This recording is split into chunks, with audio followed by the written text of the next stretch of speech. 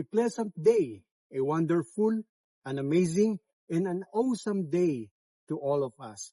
Once again, this is Pastor Zulivar sharing God's Word to all of you. Let us pray. Dear Jesus, amidst the presence of the storm, we continue to acknowledge your presence, and we believe, O Lord, you are in control of everything.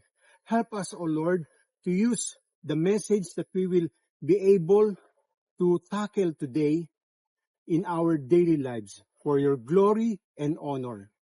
This is our prayer. In the name of the Father, and of the Son, and of the Holy Spirit. Amen. From the book of Psalms, chapter 46, verse 1, in the New International Version of the Bible, it says, God is our refuge and strength, an ever-present help in trouble. As we understand this message, that God is our refuge in the supernatural, we are refugees. And if we are refugees, we are under the comfort, we are under the blanket of our Lord Jesus Christ. And remember, don't be a part-time Christian who depends on a full-time God.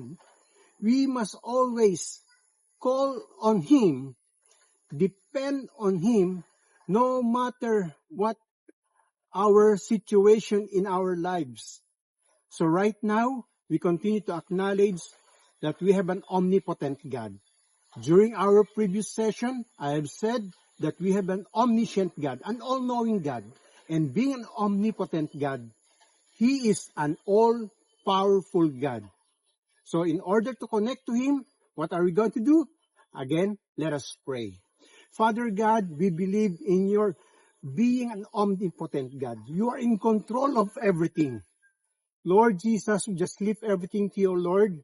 We believe, O Lord, that we must not be afraid.